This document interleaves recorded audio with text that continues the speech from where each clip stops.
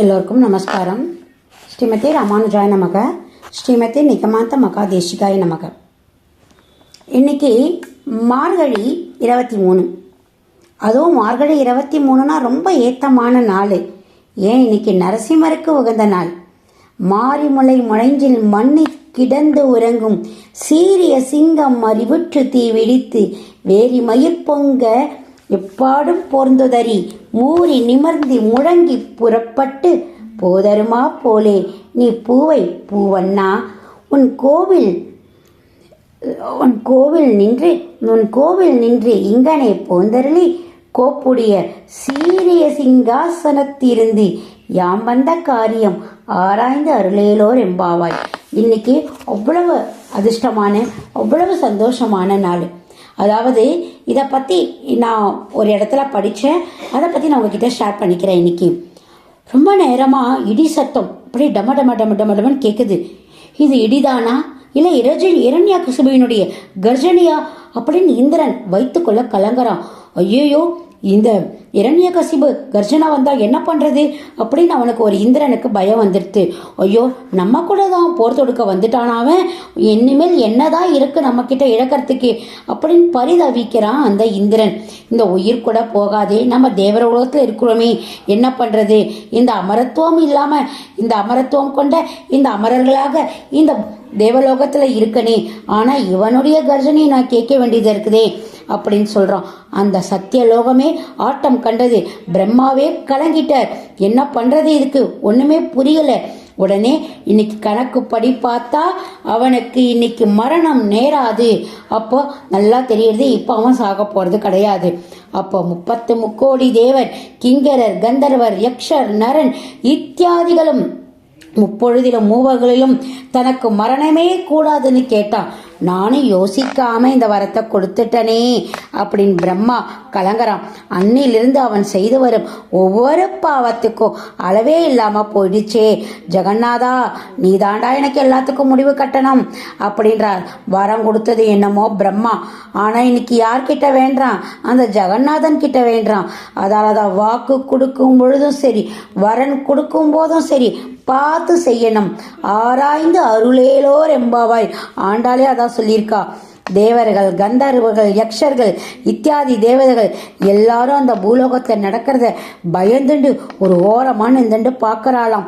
அப்போ ஒரு சிறு பாலகன், அவன் யாரு, பிரகலாதன், அந்த இரண்யகசிபுவினுடைய மகன். அவனுக்கும் அந்த அப்பனுக்கும் அரக்கனுக்கும் நடக்கிற அந்த போராட்டத்தினுடைய முடிவுதான் என்ன? தர்மமே உருவான அப்பரம பாகவதோத்தமான பிரகலாதனுக்கு எத்தனை தைரியம் பாருங்கள். அந்த தந்தையான அரக்கனை இந்த இரண்யகசிபுவை எப்படியெல்லாம் கேள்வி கேட்கிறான் பாருங்க. அதன் அடிப்படையே அவன் மகாவிஷ்ணு மேல, அந்த நாராயணன் மேல கொண்டிருக்கிற அந்த தீர்க்கமான பக்தி. எது வந்தாலும் நாராயணன் பார்த்துப்பான், என்ன எது வந்தாலும் அவன் இருக்கான் எனக்கு, அப்படிப்பட்ட இந்த இரண்யகசிபுவின பாவியினுடைய வயிற்றுல இத்தனை அழகான ஒரு முத்தான அந்த பிரகலாதன் பிறந்திருக்கானே. புள்ளனா இப்படி இல்லையா இருக்கணும், பேர் சொல்லும் ஓர் பிள்ளையா இருந்திருக்கானே இந்த பிரகலாதன்.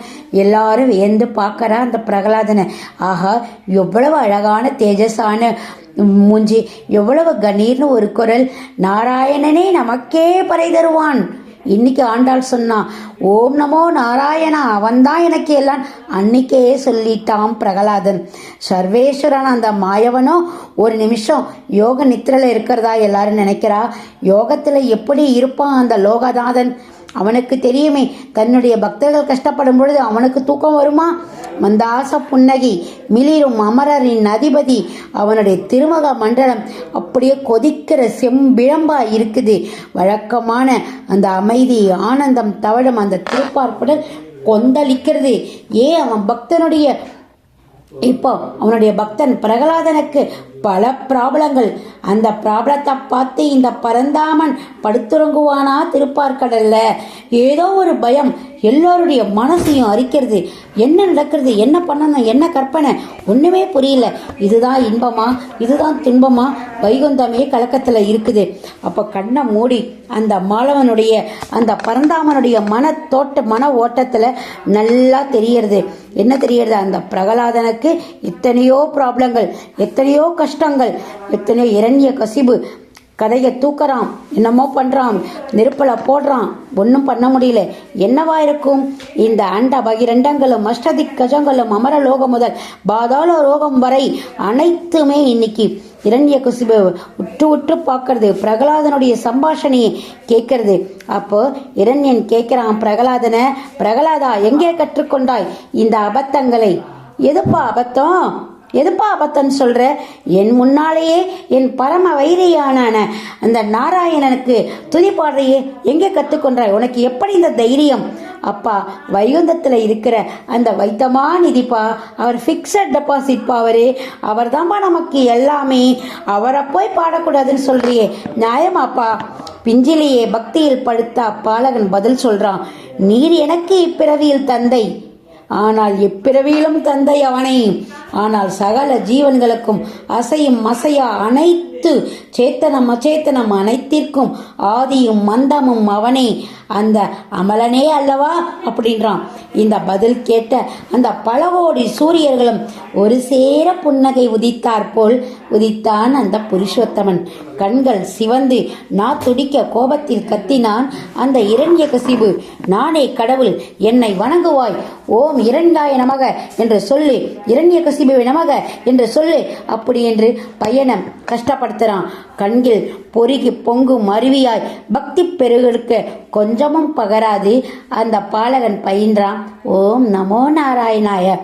எங்கும் உள்ளவன், எல்லாம் அறிந்தவன், அகில உலகையும் ஆக்கி பாதுகாத்து அழிக்கும் ஆற்றல் உள்ளவன் அவன்தானே அப்பா இறைவன். ஏனப்பா நாம் இந்த சிற்றின்பத்துக்கு ஆசைப்படுகிறோம் என்று தந்தைக்கே பாடம் புகட்டினான் பிரகலாதன். பார்க்கடலில் பையத்துபவன் படமெடுக்கும் பாம்பை போல சீறினான். வைகுண்டவாசிகள் வாயடைத்து போயினர்.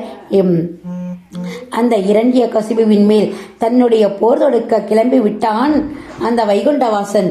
கீழே குமிரினான் அவுணன், அந்த அசுரன். அடே குல துரோகி, எத்தனை முறை நம் முன்னோர்கள் அவன் கையால் மாண்டனர் தெரியுமா?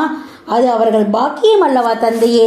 அவன் கையால் மாளுவது நாம் செய்த பாக்கியம் அல்லவா தந்தையே என்று சாந்தமாக அமைதியாக குழந்தைத்தனமாக மழலை சொற்களுடன் பதிலளித்தான் பிரகலாதன்.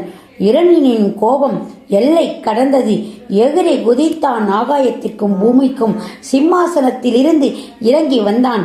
யார் கூட இருக்கும் இருமாப்பில் இவ்வாறு பேசுகிறாய் பிரகலாதா? யானையின் கால், பாம்பின் விஷம், காட்டு விலங்கல் இவையெல்லாம் பலிக்காது. பாதாளத்தில் தள்ளிவிட்டும் பிழைத்தெழுந்து வந்துவிட்டோம் என்று பிதற்றுகிறாயா என்று கர்ஜனை குரலில் கூக்குரலிட்டான் அந்த இரண்யகசிபு. அமைதியின் வடிவம் பிரகலாதன் அதற்கும் ஒரு மொழி கூறினான். ஆதிசேஷன் மேல் ஆனந்தமாய் வெற்றிருக்கும் அந்த அரும்பொருளால் காக்கப்பட்டவனை எந்த ஆபத்து எப்படி நெருங்கும் அப்பா என்று அவன் பதிலளிக்கிறான். மறுமொழியால் மதிவதனன் மனம் மகிழ்ந்தான்.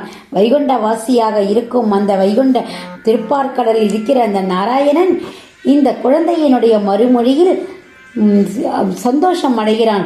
இன்னும் சில மணித்துளிகளே உள்ளது என்று உணர்ந்தான். பொல்லா அரக்கனோ பொறுமை இழந்தான். கோபக்கனலில் தீந்தான். நிறுத்து, அப்படி கூப்பிடாதே. ஆபத்து இல்லை என்ற ஆணவத்துடன் கூறுகிறாய். இதோ நான் தான் அந்த ஆபத்து. எங்கும் இருப்பான் என்று சொன்னாயே. முடிந்தால் உன்னை இங்கு என்னிடம் வந்து இங்கு இப்பொழுது இன்றே காப்பாற்றற்றும் பார்க்கிறேன் என்று கூக்குரலிட்டான் அந்த இரண்யகசிபு. இவ்வாறு கூறிக்கொண்டே இருக்கும் பொழுதே மத யானை போன்ற தன் பெரும் உருவத்தை முறுக்கேற்றி மேருமலை போன்ற தன் கதாயத்தை சுழற்றியவாறே இறங்கி வந்தான் அந்த பரந்தாமன். அலைமகளின் கேள்வன் ஆயத்தமானான் தன்னுடைய பிரகலாதனை காக்க. அவகாசம் இல்லையே அவனுக்கு. அதனால் எல்லாவற்றையும் துறந்தான். தனியே வந்தான், அமர்ந்தான். சபையோர் கல்லாய் சமைந்திட கலங்காது எதிர் நிற்கும் பாலகனை பார்த்து கேட்கிறான் அந்த கீழ்மணன் அவுணன், அந்த அரக்கன் எங்கும் உள்ளானா உன் நாராயணன்? பதில் சொல். ஆமாம், எங்கும் உள்ளான். பக்தியில் பகலவனாய் விளங்கும் அப்பக்த பிரகலாதன் கேட்கிறான். தூணோ துரும்போ வானோ வலியோ ஊனோ உயிரோ, உயிரின் விதையோ மண்ணோ மலையோ, கடலோ நதியோ, நதியின் முடிவோ, பனியோ தீயோ, தீயின் வாயோ, கல்லோ கனியோ, கனியின் சுவையோ, கல்லோ முள்ளோ, கரும்போ கார் முகிலோ, மாந்தரோ மாக்களோ, கண்பைவையோ காணாதவையோ, உள்ளனவோ அல்லனவோ, அதிலும் இதிலும் எதிலும் உள்ளான் அவனே ஒருவனே. ஒரு கணம் திகைத்தான் அந்த உப்பிலியப்பன். ஒப்பில்லாத அந்த பெருமாளான உப்பிலியப்பன் திகைத்தான். சர்வ வியாபியே ஆனாலும் இரண்யன் இந்த பிரபஞ்சத்தில் உள்ள எதை காட்டி இதில் உள்ளானோ என்று கேட்பானோ, இந்த பிள்ளை என்ன சொல்வானோ என்று ஒரு நொடி நொடிந்தான். அப்படியா, சரி, இதோ இது நானே கட்டிய கல் தூண், இதில் இருக்கிறானா உன் நாராயணன் என அவன் தர்பாரின் மண்டபத்தின் ஒரு தூணை காட்டி சுட்டி காட்டி காட்டி காட்டி கேட்கிறான். ஆஹா, இது போதும், என் திருத்தேகம் தீப்பிழம்பாய் தீர்மானித்தான் அந்த தீன தயாளன். என் திருத்தேகத்தை இப்பொழுதே இத்தீப்பிழம்பாய் இப்பொழுதே இதில் தீ வைப்பேன் என்று தீர்மானித்தான் அந்த தீனதயாளன். நேரமோ நெருங்கிவிட்டது. ஓங்கி அடித்தான் தன்னுடைய கையினால் உள்ள கதையினால் அந்த இரண்யகசிபு அத்தூணை. அவன் அடி விழுந்த நொடி கேட்டது பேரிடி. தூளானது தூண் மட்டுமல்ல, தூர்த்தன் பெற்ற வரமும் தான். தூர்த்தன் அந்த அவுணன் அந்த இரண்யகசிபு பெற்ற வரமும் தூளானது. கருங்கற்கள் சுற்றிடம் சிதற, காண்போர் பயத்தில் அலற, அண்டகடாகங்கள் அதிர, அஷ்டதிக்கதங்கள் பிளிர, அமரர் அனைவரும் மிரள, தேவர்கள் மகிழ்ச்சியில் திளைக்க, அசுரர்கள் அச்சத்தில் மறிக்க, பக்தர் மனம் பூரித்து மகிழ, இரண்யன் என்னவென்று தெரியாது குழம்ப வெளிவந்தது ஒரு பேருருவம். சூரியன் மறைய தயாரானான். செங்கதிர்களை அவ்வுருவின் மேல் உதிர்த்தது அச்சூரியன். தன் ஒளியை விட பல கோடி மடங்காய் ஜொலிக்கும் அத்திருவுடம்பை காண விதிர்விதிப்பது அந்த ஆதித்யன். வெடித்தது பூமி பந்து, துடித்தது பிரபஞ்சம், ஆர்ப்பரித்தன மேகங்கள், சுற்றி சுழண்டடித்தன வாயுதேவன். அஞ்சி அலறி ஓடின புள்ளினமெல்லாம் அடங்கின அதன் கூட்டினிக்குள்ளே. இரணியனின் இறுதியை எதிர்நோக்கி காத்திருந்த முனிசிரேஷ்டர்கள் வேத முழக்கமிட்டனர். வான்வாழ் தேவர்களும் தேவதைகளும் மலர் மாறி பொழிந்தனர். எண்ணெழுத்து மந்திரம், அஷ்டாட்சர மந்திரம், திருமந்திரம் எல்லா இடங்களிலும் எதிரொலித்தது, எதிரெதிரே ஒலித்தது. சந்தியாவதனம் செய்து கொண்டிருந்த ரிஷிகள் சந்தோஷத்தில் கூச்சலிட்டனர். சப்பர மன்றத்தில் சயனிருந்த யக்ஷ கந்தர்வர்கள் மதிமயங்கி தலையிலே விழுந்தனர். சமுத்திரங்கள் கூட சத்தம் எழுப்பாது உறைந்தன. 3 உலகங்களிலும் இது ஊழிக்காலம் தானோ என்று சந்தேகத்துடன் கலங்கின. ஆடி பேரலை கூட இந்த ஆத்திரத்துக்கு முன் ஆட்டின் குளம்படி போல அடங்கி அமர்ந்தது. மலைகள் குலுங்கின. நிலமகள் தன் நெடுநாள் ஏக்கம் தீர்க்க தன் நாயகன் எடுத்திருந்த அவதாரத்தைக் கண்டு புழுங்காகிதமடைந்தவளாய் மேனி சிலிர்த்தாள். கோட்டை கொத்தளங்கள் கூட கோபுரங்கள் மாட மாளிகைகள் மண்ணில் சரிந்தன. அவற்றோடு உலகில் அநீதியும் பாவமும் அடியற்று விழுந்தன. அழகில் எல்லையில்லா ஆளறியாய் சிங்கமாய் ஆஜானுபாகவாய் வெஞ்சின தீயே வெளிவரும் மூச்சாய் செந்நிற கண்கள் தகிக்க மனிதனும் மிருகமும் கலந்த நரசிங்கமாய் முழங்கி புறப்பட்டது அவ்வுருவம். அழகில் எல்லையில்லா ஆளறியாய் சிங்கமாய் ஆஜானுபாகுவாய் வெஞ்சனத்தீயா வெளிவரும் மூச்சாய் செந்நிற கண்கள் தகிக்க மனிதனும் மிருகமும் கலந்து நரசிங்கமாய் முழங்கி புறப்பட்டது அவ்வுருவம். அந்த கர்ஜனையில் கலங்கி போனது இரண்யனின் உள்ளம். தன் முன்னே நிற்கும் இது என்ன? குழம்பி போனான். கோபமடைந்தான். 8 திக்கும் எழுதொழித்தது அவன் இடி முழக்க குரல். அந்த வேளையில் உதித்தது ஆங்கோர் கோடி சூரிய பிரகாசம். ஆறா சினத்துடன் சீறி கிளம்பிற்றது ஒரு அரிமா. அள்ளி எடுத்தது அவனை ஒரே பிடியில். துள்ளி வந்து குதித்தது வாசற்படியில். ஆயுதமெல்லாம் அற்பர்களுக்கே. என் வெறும் கை விரல் நக நுனியே போதும் இந்த பிரபஞ்சம் அனைத்தையும் அடிக்கவென்று ஆகாகாரம் செய்தது. பிடித்தது அவன் உடலை. படுக்கையாக இட்டது அதன் மடியில். விசாலமாய் பிளந்தது அவன் மார்பை. கிழித்தது அவன் வயிற்றை. கிள்ளி கலைந்தது அவன் ஆவியை. உருவி எடுத்தது அவன் குடலை. அதனோடு அதர்மத்தின் முழு முதலை. குடித்தது அவன் குருதி. அதில் தெரித்தது அதன் உறுதி. அவனை பழித்தாலும் விமோச்சனம் உண்டு. ஆனால் அவன் அடியாரை பழிப்பதற்கு ஆவது என்னவென்று உணர்த்தவே உட்கார்ந்து சிதைத்தது அவன் உடலை. கீழ்வானில் சிவந்து நின்ற சூரியன் அதன் ஜுவாலைக்கு முன் நிற்க ஒட்டாது ஓடி ஒளிய எத்தனிக்கிறான். தெய்வங்கள் அனைத்தும் சாந்தி சாந்தி என்று ஒலி எழுப்பி சினம் கொண்ட சிம்மத்தை அமைதிப்படுத்த முயன்று தோற்றனர். நித்தியம் அவன் மார்பில் குடிகொண்ட மகாலட்சியும் தயங்கி தயங்கி நின்றாள்.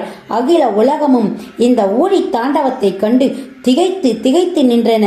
எழுந்தான் பிரிய பக்தன் பிரகலாதன். கண்ணீர் மல்க நடந்தான் அவ்வுருவை நோக்கி. கொதிக்கும் சினத்தினுள்ளும் அவன் பால் அன்புடைய கோவிந்தனை கண்டான். கோடி நமஸ்காரம் செய்தான். இசைப்பாடி பரவி அவன் சினத்தை கொன்றான். கருமேகவண்ணன் உடனே கருணா மூர்த்தியாக காட்சி தந்தான். அள்ளி எடுத்தனைத்தான். அவன்றவன் ஆறுயிர் அடியவனை அன்பு பெருக்கெடுக்க அமர்த்தி கொண்டான் தன்மடியில். கோபம் மாறி கண்ணில் சாந்தம் தவழ அமர்ந்தான். பிறகு அன்னை வந்தால் அமைதியை தந்தாள். சினம் கொண்ட சீரிய சிங்கம் ஒரு முறை பிடரி சிலிர்த்து பின் செவ்வனே சிரித்தது. மாறி முளை முளைஞ்சில் மண்ணி கிடந்து உறங்கும் சீரிய சிங்கம் மறிவிற்று தீவிழித்து வேரி மயிர் பொங்க எப்பாடும் பேர்ந்து உதறி மூறி நிமிர்ந்து முழங்கி புறப்பட்டு, போதருமா போலே நீ பூவை பூவண்ணா, உன் கோயில் நின்று இங்கனமே போந்தர்லி, கோப்புடைய சீரிய சிங்காசனத்திருந்தி யாம் வந்த காரியம் ஆராய்ந்து அருளேலோர் எம்பாவாய். இன்றைக்கு 23வது பாசுரம். இந்த நரசிம்ம அவதாரத்தை பற்றி பாசுரத்தை நம்ம எல்லாரும் சேவிச்சோம். அதனுடைய கதைகளையும் நம்ம தெரிந்து கொண்டோம். எல்லாரும் லைக் பண்ணுங்க, உங்களுடைய கமெண்ட்டை கொடுங்க. மிக்க நன்றி. மாலதி ராகவன், காஞ்சிபுரம்.